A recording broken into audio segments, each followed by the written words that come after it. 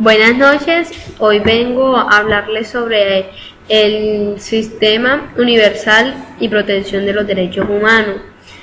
Vamos a analizar este tema según el video que se vio en clase de Fabián Fabioli.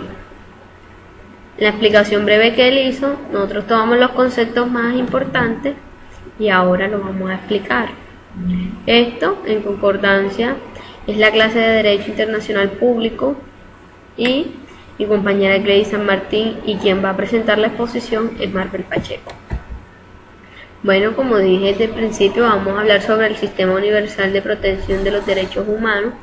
La primera persona que habló de esto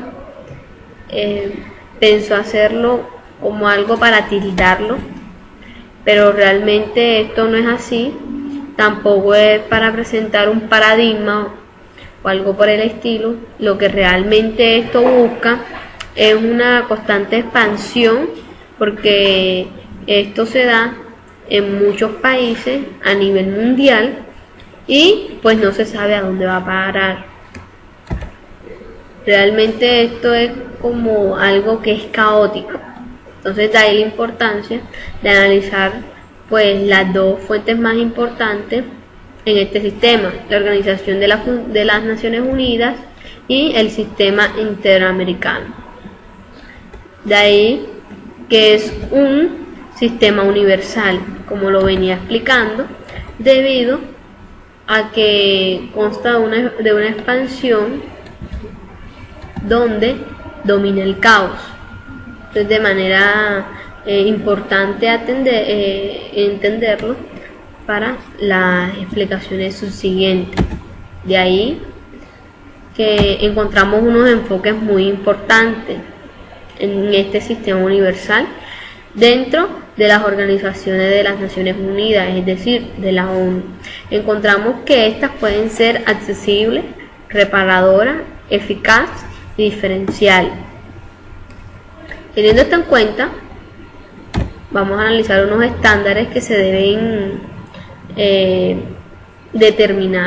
mirar a la hora de estos órganos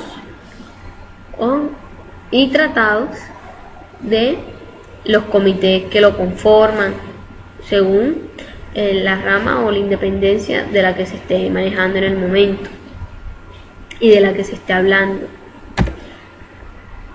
Estos están divididos. Se encuentran 9 tratados madres y un subcomité, que estos a su vez se agrega de consejos de derechos humanos, con el objetivo, como venía diciendo, que es un total de 55 comités, 9 tratados, un subcomité, una corte y un consejo.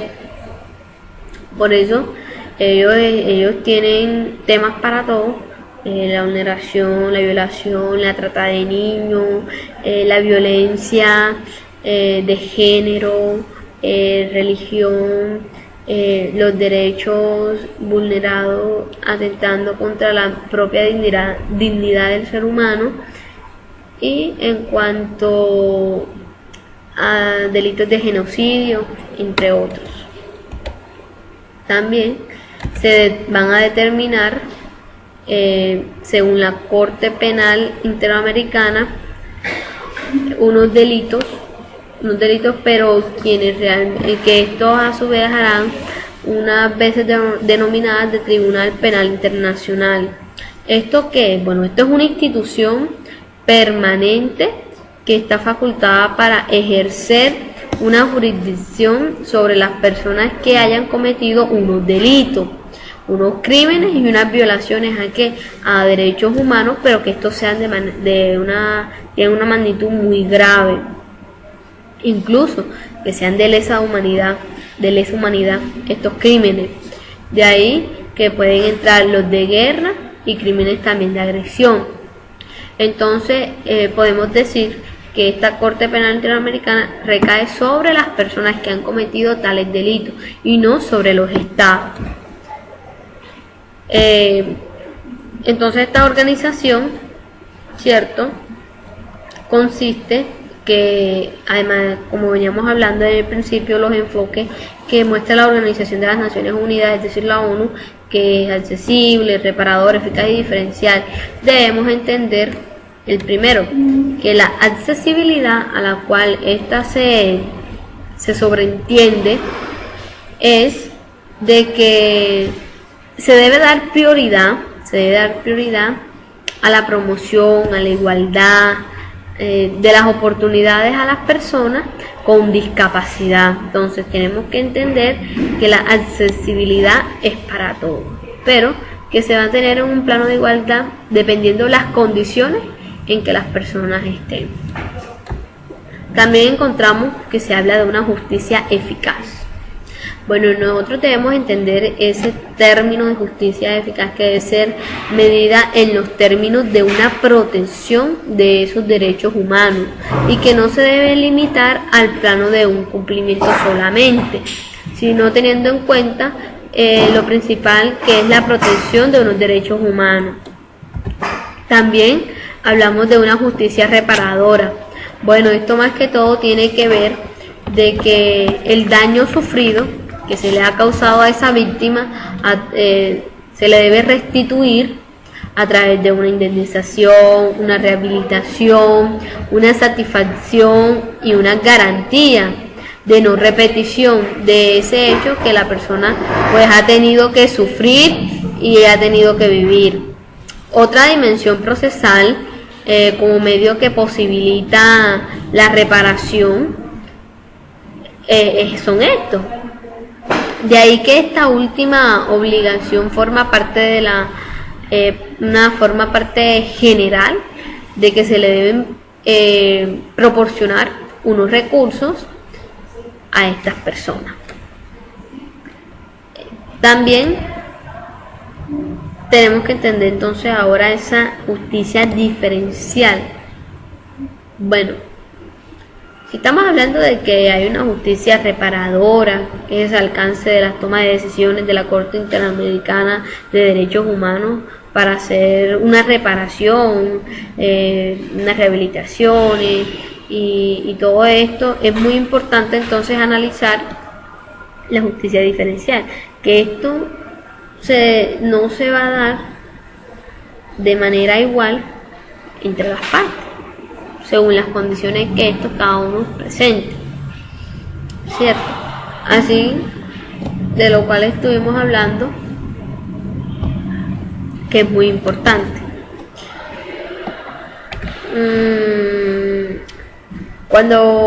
Esto por un lado, cuando hablamos de la división que pues había de las organizaciones de las Naciones Unidas y el sistema interamericano, debemos tener en cuenta ahora el sistema interamericano, que esto cuenta con ¿qué? Bueno, cuenta con unas comisiones o con una comisión. ¿Qué es eso de comisión? Bueno, debemos entenderla como ese órgano de la Organización de los Estados Americanos, la OEA, creado para promover la observancia y la defensa de los derechos humanos, además de servir como órgano consultivo de la OEA. Es una materia también.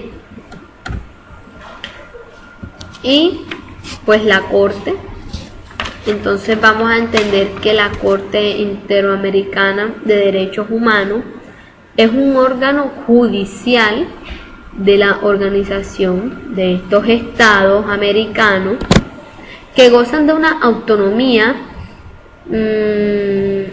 frente a los demás órganos de aquella frente a aquellos órganos de aquella autonomía que cada estado tiene dentro de su territorio y cada una de las énfasis que este mismo se desarrolla, y que tiene en su sede, bueno, esta tiene una sede en San José de Costa Rica, y pues el propósito de la Corte es aplicar, interpretar la Convención Americana sobre Derechos Humanos y otros tratados de derechos humanos, a los cuales se le somete el llamado Sistema Interamericano de Protección de Derechos.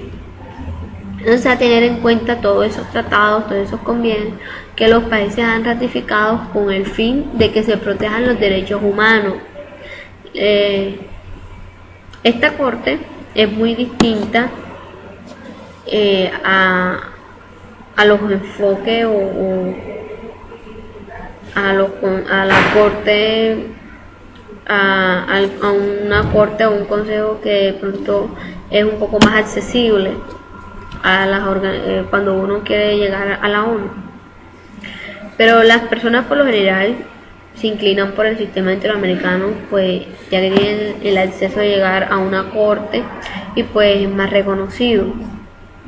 Pero en cuanto de tema de accesibilidad, podemos inclinarnos por el de la ONU. También es muy importante tener en cuenta que, digamos que durante unos meses más adelante vamos a hablar sobre una crisis que puede llegar a suceder en cuanto al sostenimiento económico de este mismo sistema. Entonces espero que haya quedado claro este tema y gracias por su paciencia. Muchas gracias por todo.